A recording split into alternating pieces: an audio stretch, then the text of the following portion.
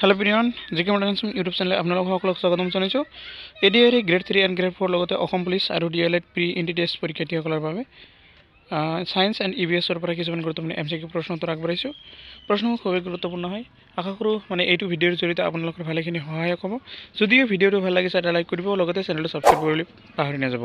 আহক আমি এতিয়া মেইন ভিডিঅ'লৈ যাওঁ।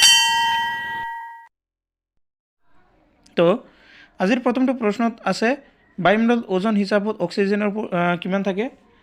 প্ৰথমটো অপশ্যনত দিয়া আছে 20.95%, বি আছে 15.95%, চি 78.08%, ডি আছে 25.08%। ইয়াৰ উত্তৰটো হ'ব অপশ্যন নম্বৰ এ 20.95%। 2 নম্বৰ প্ৰশ্নত কৈছে বায়ুত ওজন হিচাপে শতকৰা কিমান ভাগ কাৰ্বন ডাই অক্সাইড থাকে। এইটো আপোনালোকে সকলোৱে জানে। উত্তৰটো হ'ব অপশ্যন নম্বৰ এ 0.034। 3 নম্বৰ প্ৰশ্নত কৈছে বায়ুমণ্ডলত নাইট্ৰজেনৰ শতকৰা পৰিমাণ কিমান। এইটো অপশ্যন নম্বৰ চি 78%। 4 নম্বৰত কৈছে কি অণুজীৱ নাইট্ৰজেন স্থিৰীকৰণৰ সৈতে জড়িত। এইটো অপশ্যন নম্বৰ বি নীলা সেউজীয়া হেলাই বা এনাবিনা। 5 নম্বৰ প্ৰশ্ন আছে বায়ুমণ্ডলৰ কোনটো তৰফে জীৱ জগতক অতি বেগুনী ৰশ্মিৰ পৰা ৰক্ষা কৰে। এইটো উত্তৰটো হ'ব অপশ্যন নম্বৰ এ ষ্ট্ৰেটস্ফিয়াৰ। 6 নম্বৰ প্ৰশ্নত কৈছে ষ্ট্ৰেটস্ফিয়াৰত থকা কি গেছ অতি বেগুনী ৰশ্মি শোষণ কৰে। এইটো অপশ্যন নম্বৰ বি অজন গেছে। 7 নম্বৰ প্ৰশ্ন অজন গেছ কি। উত্তৰটো হ'ব অপশ্যন নম্বৰ এ এবিধ গেছ।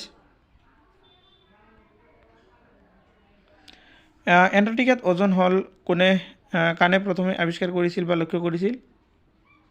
এইটো কানে নহয়, এইটো হ'ব কোনে।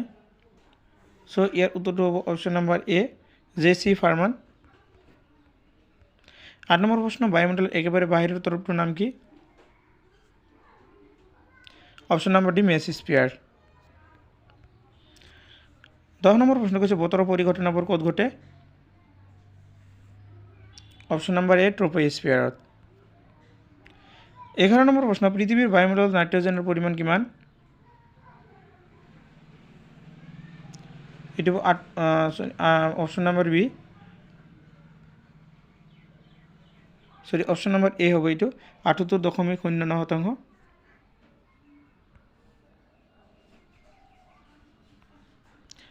12 নম্বৰ প্ৰশ্ন কৈছে প্ৰাকৃতিক গেছৰ প্ৰধান উপাদান কি। উত্তৰটো হ'ব অপশ্যন নম্বৰ এ মিথেন। 13 নম্বৰ প্ৰশ্ন তলত দিয়া কোনবিধ গেছে ওজন বিনষ্ট নকৰে। এইটো option number D hydrogen. 14 number প্ৰশ্ন গ্ৰীণ হাউচ গেছবোৰে ঘাইকৈ কি ৰশ্মি শোষণ কৰে। অপশ্যন নম্বৰ চি অৱলোহিত ৰশ্মি। 15 নম্বৰ প্ৰশ্ন সেউজ গৃহ পৰিঘটনা কোনে প্ৰথমে আৱিষ্কাৰ কৰিছিল বা লক্ষ্য কৰিছিল। এইটো হ'ব option number B J Fourier. 16 নম্বৰ প্ৰশ্ন পৃথিৱীত সেউজ গৃহ প্ৰভাৱ নাথাকিলে কি হ'লেহেঁতেন। ইয়াৰ উত্তৰটো হ'ব অপশ্যন নম্বৰ চি গড় উষ্ণতা 80 ডিগ্ৰী চেলচিয়াছতকৈ কম হ'লেহেঁতেন। 17 নম্বৰ প্ৰশ্ন অম্লবৰ্ষণৰ পানীৰ pH কিমানতকৈ বেছি হ'ব নালাগে। অপশ্যন নম্বৰ ডি 5.6তকৈ বেছি হ'ব নালাগে। 18 নম্বৰ প্ৰশ্ন কৈছে তলত দিয়া কিহৰ কাৰণে বায়ু নাইট্ৰজেন স্থিৰীকৰণ হয়। অপশ্যন এ হেলাই, option B Nostoc, option C methanogen, option D এটাও নহয়। উত্তৰটো হ'ব অপশ্যন নম্বৰ বি নষ্টক। 19 নম্বৰ প্ৰশ্ন তলত দিয়া কোনবিধ গেছে সেউজ গৃহ গেছ নবলে। কাৰ্বন ডাই অক্সাইড আছে, মিথেন, অক্সিজেন, ক্লৰ'ফ্লুৰ'কাৰ্বন। ইয়াৰ উত্তৰটো অপশ্যন নম্বৰ চি অক্সিজেন। 20 নম্বৰ প্ৰশ্ন কৈছে সেউজ গৃহ প্ৰভাৱত কাৰ্বন ডাই অক্সাইডৰ অৱদান নাই। অপশ্যন এ আছে নাই, বি কম, চি সৰ্বোচ্চ, ডি অক্সিজেনতকৈ বেছি। ইয়াৰ উত্তৰটো হ'ব অপশ্যন নম্বৰ চি সৰ্বোচ্চ। 21 নম্বৰত কৈছে কাৰ্বন ডাই অক্সাইডে কি কৈছে অৱলোহিত ৰশ্মি শোষণ কৰিব নোৱাৰে, অৱলোহিত ৰশ্মি প্ৰতিফলিত কৰে। চি আছে অৱলোহিত ৰশ্মি সহজে সঞ্চালিত কৰে, ডি আছে অৱলোহিত ৰশ্মি শোষণ কৰিব নোৱাৰে। শোষণ কৰিব ডি আছে অৱলিত ৰশ্মি শোষণ কৰিব পাৰে। ইয়াৰ উত্তৰটো হ'ব অপশ্যন নম্বৰ ডি, অৱলিত ৰশ্মি শোষণ কৰিব পাৰে। 22 নম্বৰ প্ৰশ্ন, কি ৰাসায়নিক পদাৰ্থৰ কাৰণে বায়ুমণ্ডলৰ ওজন স্তৰ ঘাইকৈ অৱক্ষয় প্ৰাপ্ত হ'ব ধৰিছে? ইয়াৰ উত্তৰটো হ'ব অপশ্যন নম্বৰ এ, ক্লৰ'ফ্ল'ৰ কাৰ্বন। 23 নম্বৰ প্ৰশ্ন, ক্লৰ'ফ্ল'ৰ কাৰ্বন কি? এইটো হ'ব অপশ্যন নম্বৰ এ, ষ্ট্ৰেট স্পিয়াৰত থকা ওজন ধ্বংসকাৰী গেছ। 24 নম্বৰ প্ৰশ্ন, কি গেছৰ কাৰণে অম্লবৰ্ষণ হ'ব পাৰে? উত্তৰ বি, ছালফাৰ ডাই অক্সাইড আৰু নাইট্ৰজেন অক্সাইডৰ কাৰণে। আজিৰ একেবাৰে শেষৰ প্ৰশ্ন, গাড়ী মটৰৰ পৰা ওলোৱা ধোঁৱাত কি থাকে?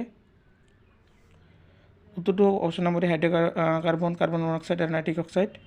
চ' আজিৰ ভিডিঅ' এইখিনিলৈকে। ভিডিঅ'টো সম্পূৰ্ণ কৰি চোৱাৰ বাবে আপোনালোক সকলোকে ধন্যবাদ জনাইছোঁ।